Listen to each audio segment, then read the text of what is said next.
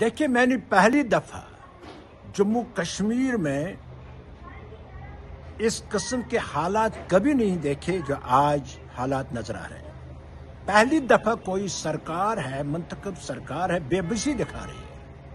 हर मामले में कहते हैं कुछ हमें पता नहीं है। डिमोलिशन हो या और कोई मसला हो, कोई भी आर्डर हो, एजुकेशन मिनिस्ट्री से आर्डर हो, हेल्थ मिनिस्ट्री से आर्डर हो, लेकिन सरकार खासकर चीफ मिनिस्टर कह रहे हैं मुझे कोई पता नहीं। यह अलमिया है, दुख की बात है।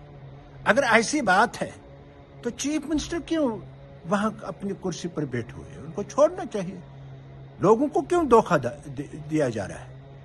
एक अजीब सी सूरत हाल हम पहली दफा देख रहे हैं। और हैरानगी की बात है, जब भी उनसे कहते हैं कि आप क्यों डिलीवर नहीं कर पाते, वो कहते हैं मेरे पास इख्तियारात नहीं है। चीफ मिनिस्टर साहब, जो कानून आज यहाँ है यही कानून तो दिल्ली में भी है। वहां केजरीवाल जी ने क्यों बिजली फ्री कर दी? केजरीवाल जी ने क्यों पीने का पानी फ्री कर दिया, रोजगार लोगों को दे दिया?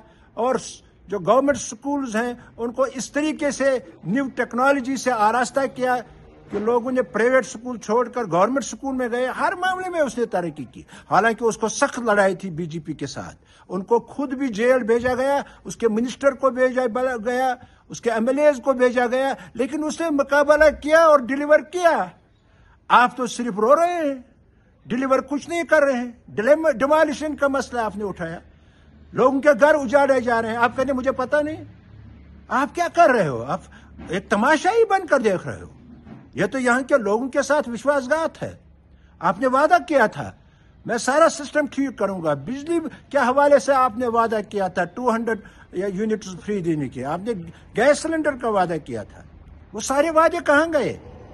बेहतर ये है, रास्ता ऐसे निकलेगा, वो तभी निकलेगा। आपको कुर्सी छोड़नी चाहिए, लोगों को धोखा नहीं देना चाहिए, क्योंकि पहली दफा मैं देख रहा हूं अपनी सियासी जिंदगी में इतनी गैर यकीनी सूरत हाल कभी जम्मू कश्मीर में नहीं थी जितनी आज है।